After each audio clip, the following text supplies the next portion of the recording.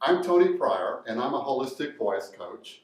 And we're here at a healing collective in Houston, Texas, at a meetup entitled Exploring the Power of Voice. And the particular topic we're talking about tonight is singing and speaking from the heart. This is something that is sort of core to what I believe and what I like to talk about. When we talk about singing or speaking from the heart, my belief is, now you can, take what's useful and leave the rest, but my belief is that we need to make an internal journey because the heart yearns for self-expression. The heart yearns to give the gift. But in order for us to allow that to happen, to let the heart out and have its day in the sunshine, we need to make that internal journey and see what we find there. Now, and I recommend that you get support doing that. I do that regularly.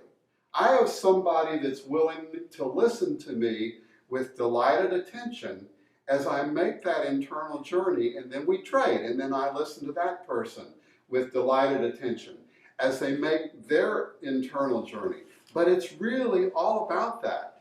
And I get surprised all the time what I find. Many things that I never knew were there. Sometimes happiness, sometimes joy, sometimes playfulness, sometimes grief, sometimes pain, sometimes anger. And so when I talk to you about making that internal journey, it doesn't mean it's going to tickle all the time. And we may get surprised what we find, but I guarantee you, if you will make friends with your joy, your happiness, your grief, your pain, your anger, whatever you find there, your anger, your grief, your pain, your happiness, your playfulness, your joy will make friends with you. That's a guarantee. I truly believe that. So when we go inward and externalize that which we find, we bring it into the world, two things happen. First of all, we activate a healing process that is innate to us all. We all have the capacity to heal ourselves. And second of all, when we activate that process, our limitations begin to change. That's why I'm so convinced that singing is a great modality for personal growth, for healing, for development, all kinds of things. And so I've discovered that you can, and I love to teach technique. I love to teach technique, whether it be singing or speaking, but you can master all those things. You can master diction and pacing and breath control and voice support and all that kind of thing, and still not have a satisfactory experience of speaking or singing. Now, my belief is that's because the heart wants out. The heart wants its day in the sun. And so we have to make that internal journey to let that happen. Now, the thing is that if I let you see who I am, I can't do that without vulnerability. I've got to show you who I am and be willing to let the chips fall where they may in terms of whether you like what you see or don't like what you see. So what gets in the way of doing that? What gets in the way of my being vulnerable for my audience? Well, I tell you what it is, it's inhibitions. And one of the reasons that I asked public speaking students to sing is because when we sing, we push against these inhibitions. I truly believe that. Some inhibitions may have come from early hurts. What happens? Life happens. We get shut down, we get embarrassed, we get humiliated, we get wounded, sometimes by well-meaning people and sometimes by not so well-meaning people. And often at an early, and this may be at an age that we may not remember. We have an internal unconscious memory of these sorts of things happening if they were early. And if you go early, that's the most potent healing, is if you go early. but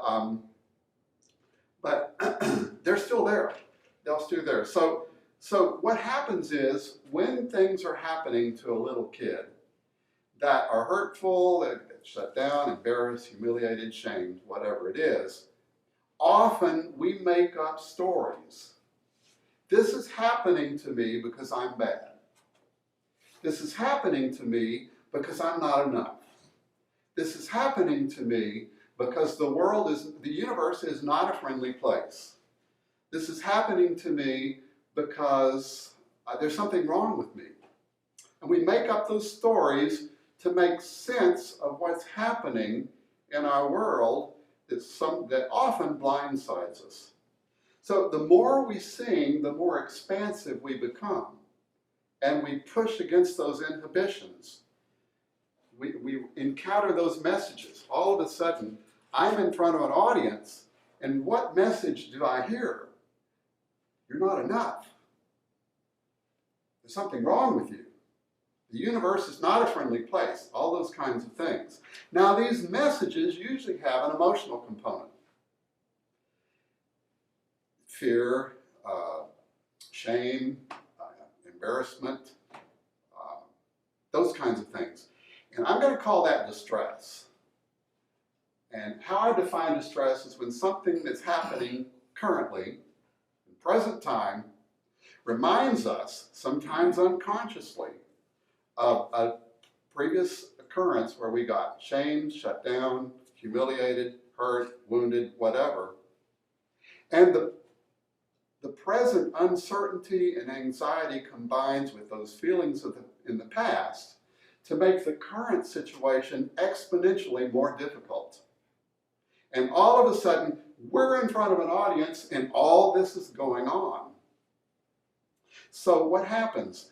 When that happens, I get up in front of an audience and I experience that, I become risk averse. Not going to do that again. Not going to let that happen again. Even if they're unconscious things that my subconscious remembers, gradually we become more and more risk averse and our lives get smaller and smaller and smaller. What I love to do is support people in living big. And so it takes work. But what else are we going to do?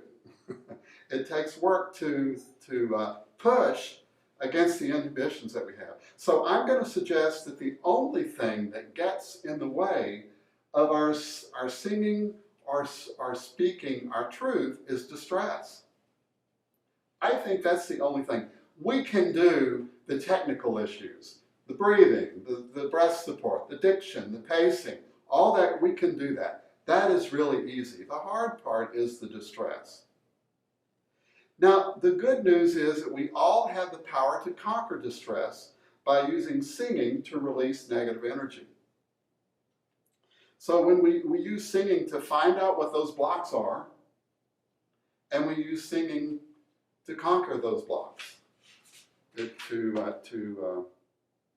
to live big, to find a place where we can actually live and let the heart out, let the heart have its day in the sun.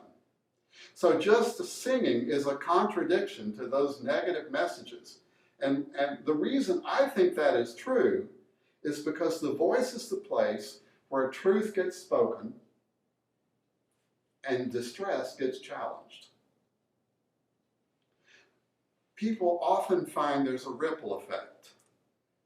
So when we challenge distress, when we sing and challenge distress, all of a sudden I find many people that I'm in relationship with, and many of my students say, I'm taking risks in other areas of my life that I never thought, have nothing to do with singing, that I never thought I would take. My job, my career, my relationship, my family, whatever. All of a sudden, I'm taking risk, and I think I got that singing. I think that's what happened. So that's why I call it living your voice. We actually live our voice and let out that part of us that yearns, that must speak its truth. Now, I believe that every one of you is here, really, attracted to this meetup, for that reason. Something internally yearns for expression. Something internally wants to have its day in the sun. I don't know what it is, but I think you do.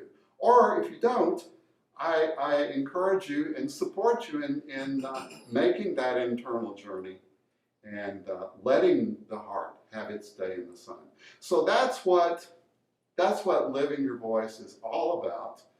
And I think that living your voice can actually be a lifestyle that we can, through singing, through speaking, through going internally and looking at and exploring the landscape there, and then bringing it up in our song, in our speech, can be a lifestyle, and it can be a healing lifestyle. So I encourage you to join us in that journey.